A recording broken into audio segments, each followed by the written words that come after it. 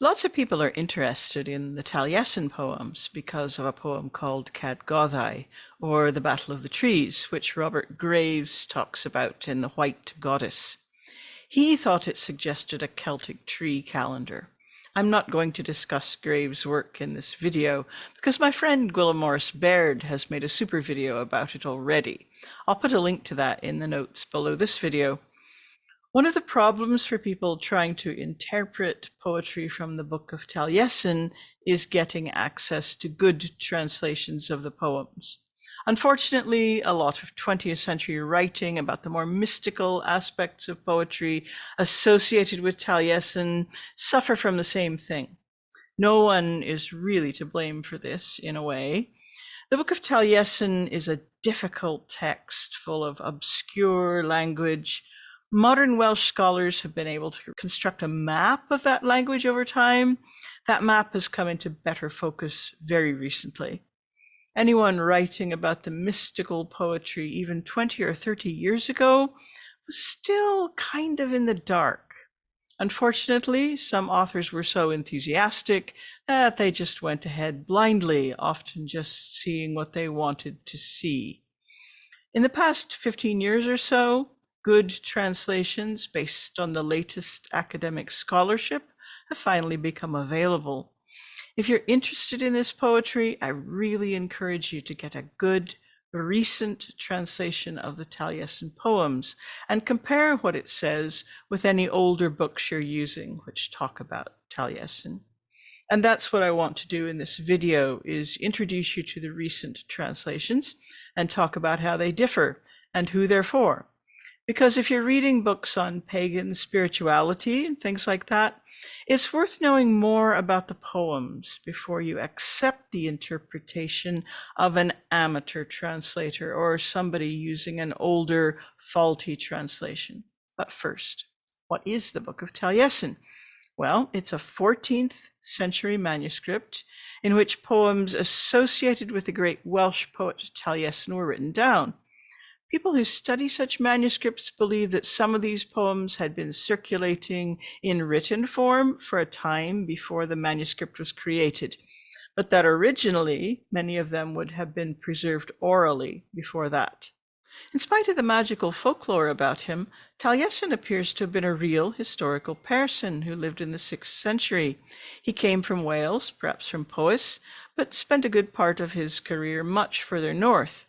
He probably spent time around modern-day Leeds and is strongly linked to the court of Irin of Rheged, who was based in modern-day Cumbria. About 12 of the 60 poems in the Book of Taliesin are thought to be the work of the 6th century bard. The rest of them were composed in the following centuries by later Welsh bards, who developed a tradition of writing poetry in the voice or persona of Taliesin. The early poetry, known as the historical or heroic poetry, is poetry praising the greatness of Taliesin's patrons. Most people today, especially if they're drawn to modern pagan ideas, are more interested in the later poems, often called the legendary poems. These are the ones that are full of obscure mysticism. Now, I'm a huge fan of reading Celtic texts online.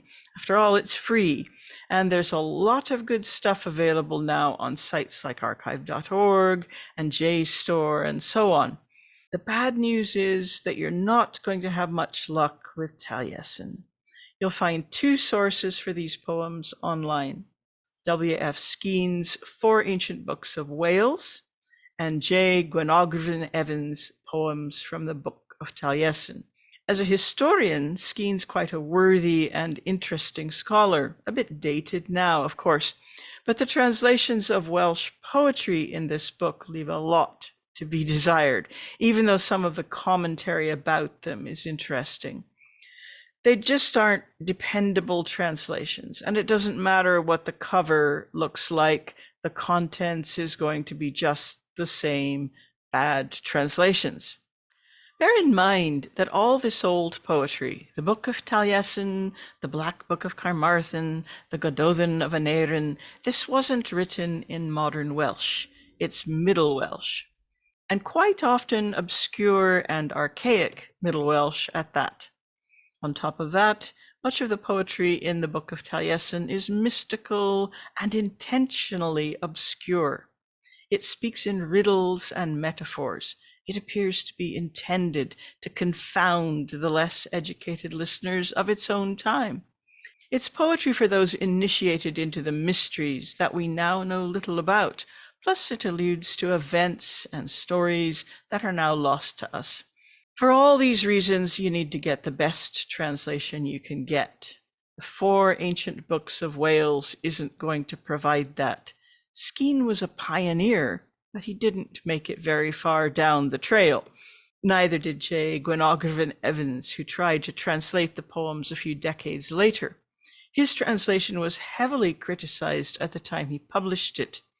Welsh scholars of the 1920s already felt that Evans had done a poor job, but because the work is in the public domain, this one is also available everywhere with all sorts of different covers.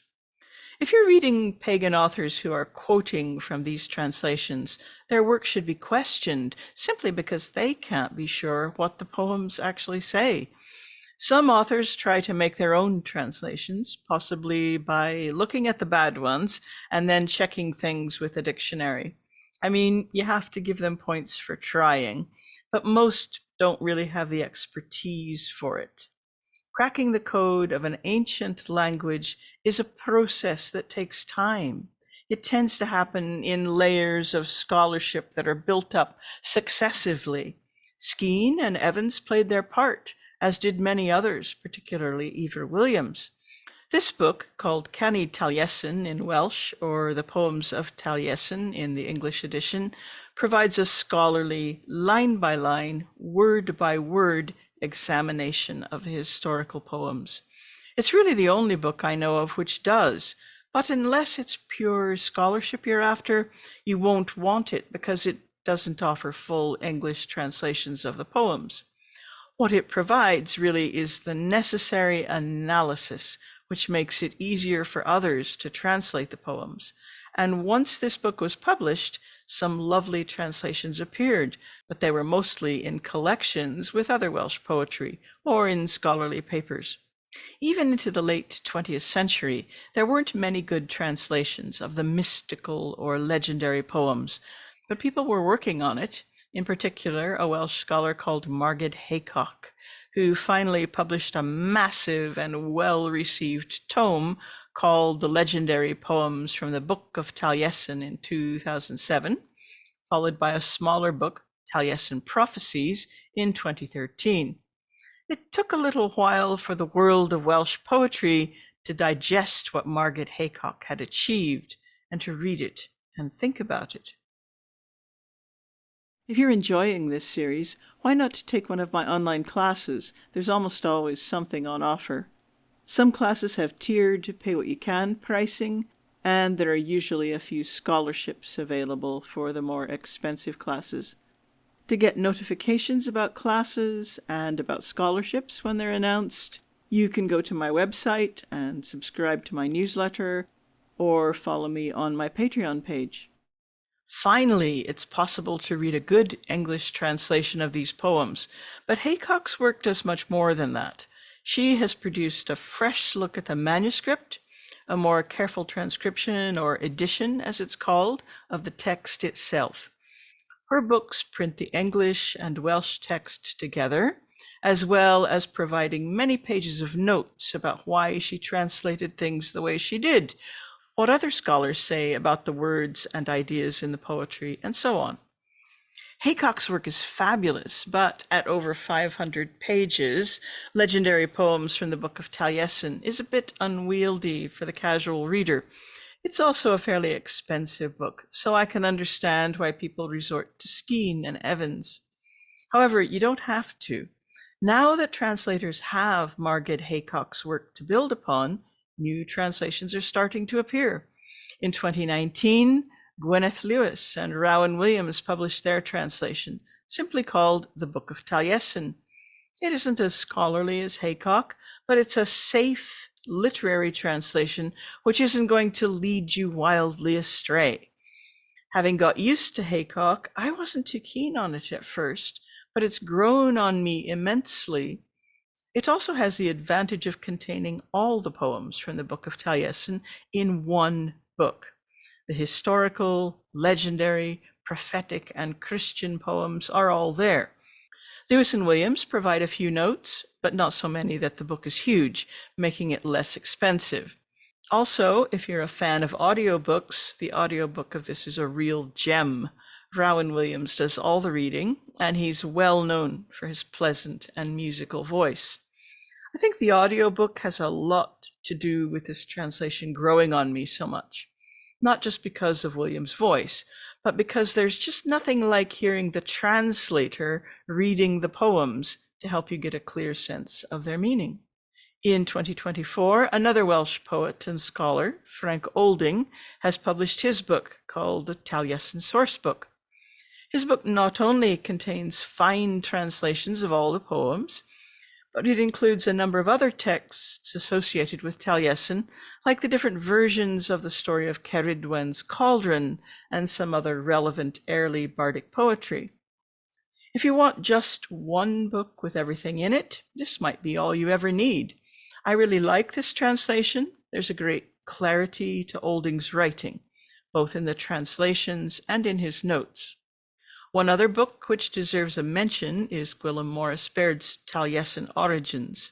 If you're looking for some background information on the poems and how they fit into wider Welsh culture, this book makes a good companion to whichever translation you decide to get. It doesn't offer in-depth analysis of the poetry, but it gives a useful insight into the Welsh bardic tradition and the figure of Taliesin within Welsh culture.